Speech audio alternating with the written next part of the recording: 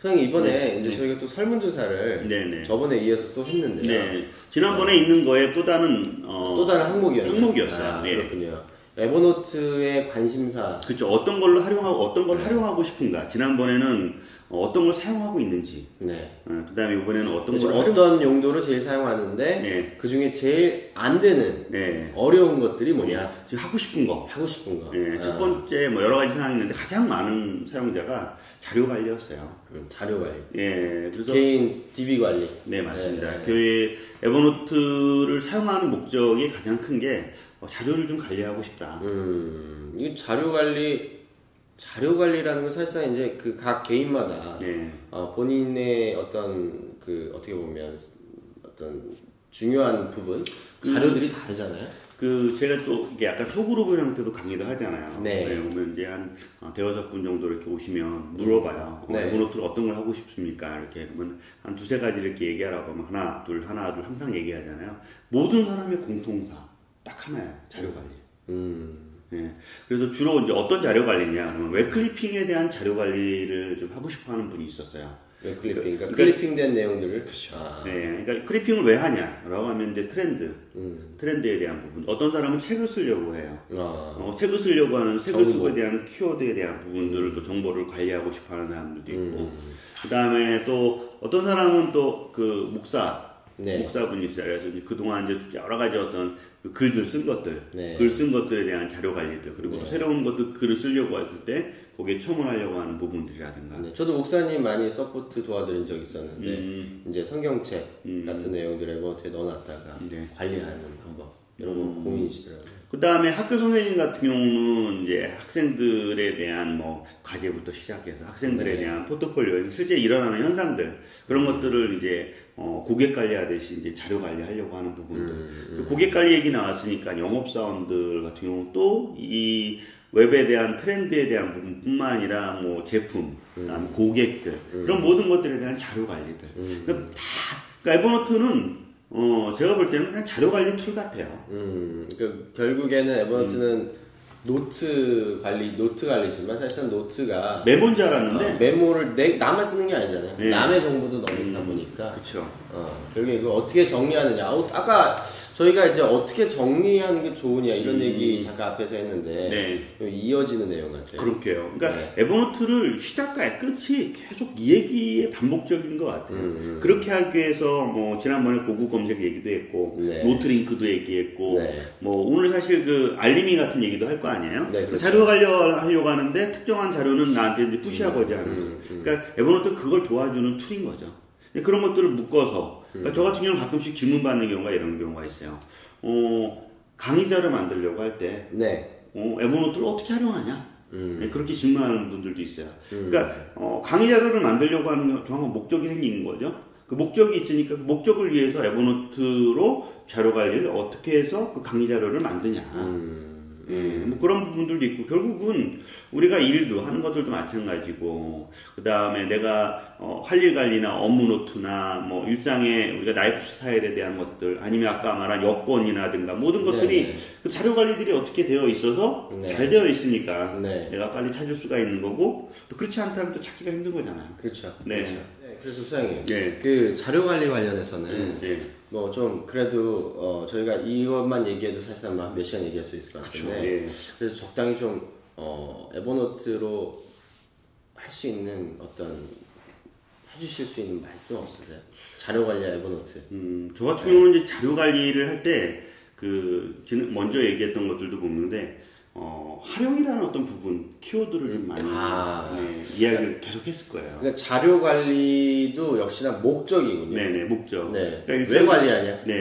그냥 뭐 앞에 얘기한 뭐 무작정 수집하거나 아니면 이제 수집해놓고 나중에 언제 쓰겠지라고 하는 부분들 그런 것이 아니라 내가 뭘 쓸 거야? 라는 목적이 있으면 그 목적에 의해서 자료를 수집하지 목적이 없이 그냥 무작정 수집하지는 않는 거죠. 그러면 앞으로 뭐 쓸 것이다 라고 하면 그 쓸 것이다 라는 것들도 키워드를 미리 예상하고 그 관련된 키워드만 수집하는 거죠. 그랬을 때 막상 그 키워드가 쓰려고 할 때도 쉽게 쓸 수가 있는 거예요. 왜냐하면 그 키워드가 쌓여있기 때문에. 막상 얘기하면 모든 노트를 수집할 때 저 같은 경우는 약간 태그를 집어넣습니다. 태그요? 네, 모든 노트를 수집할 때 다 태그를 집어넣어요. 그래서 그 태그를 넣는 어떤 원칙은 얘가 이제 스크랩을 한 건지 아니면 진짜 얘가 일을 한 건지 그에 대한 크게 구분을 해요. 그 다음에 뭐 일반 영수증이나 사진이나 뭐 그런 것들도 보면 각각의 목적들이 다 해당되니까 사진도 찍고 필요하니까 영수증도 만들게 되고 그렇죠. 뭐 그러는 거거든요. 그래서 그렇죠. 정산을 하고자 하거나 아니면 어떤 행사와 연결된 사진을 찍거나 그런 것들처럼 어떤 것들의 모든 것 자체가 단순하게 영수증 하나, 태그 하나가 붙는 것이 아니라 그거와 연관된 무언 태그들이 함께 붙어서 실제 사용하는 목적들이 명확한 형태의 노트로 구분을 해버려요. 저희 어떤 쓰는 방식인데 이게 처음에는 복잡하더라도 일정한 시간이 반복적으로 이렇게 거치게 되면 나만의 노트 규칙들이 생기게 될 겁니다. 되게 궁금합니다. 사실 소장님 말씀해 주신 거 좀 들어서 그런가 보다는 하지만 막상 좀 봐요.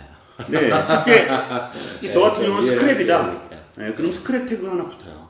무조건.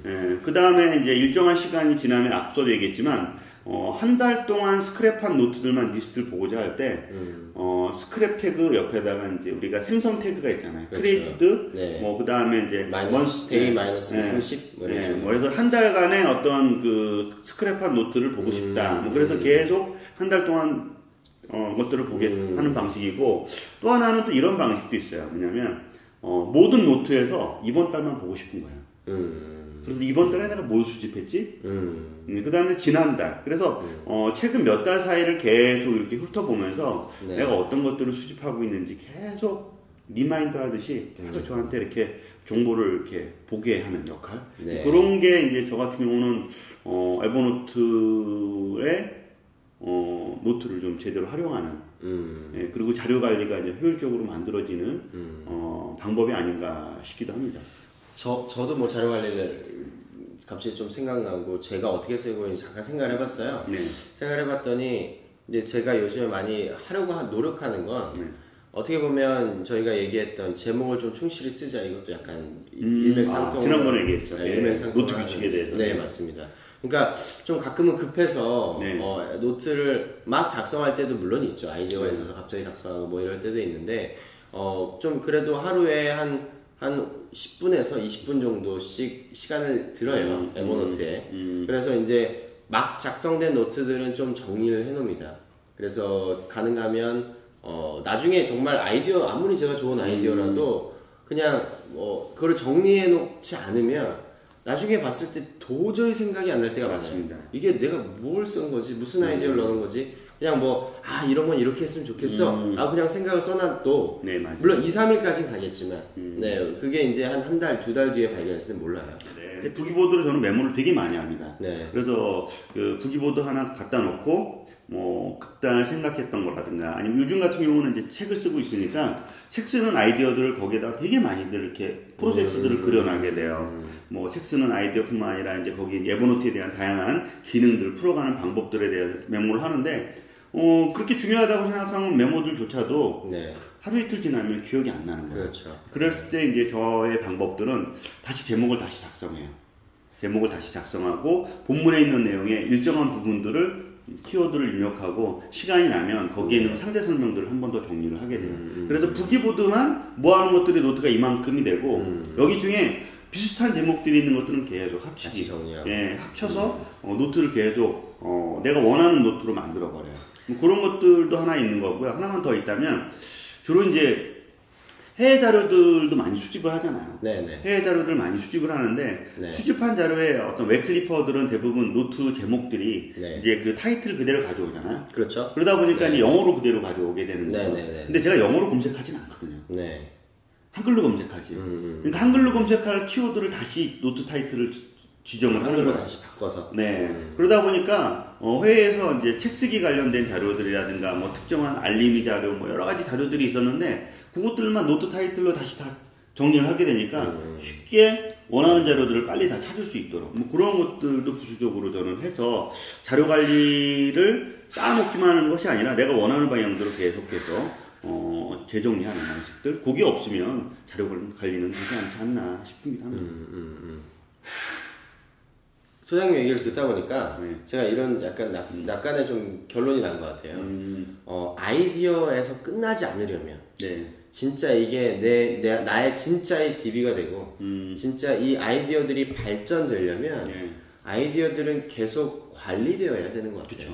그래서 단순히 아이디어가 생각났는데 에버노트 저장했다. 사실상 이거는 큰 의미가 없는 것 같고 그런 아이디어들을 다시 봐서 정확한 제목이나 추가적인 내용들을 정리하고 업데이트하고 그리고 업데이트하다 보면 또 관련 노트든 아니면 관련된 타이틀로 정리를 하든 또 발견돼서 더 큰 게 만들어지고 그렇죠. 더 큰 것들이 만들어지고 그래서 어떻게 보면 이렇게 에버노트를 아껴서 이렇게 잘 쓰다 보면 어느 순간 결과물이 나오죠.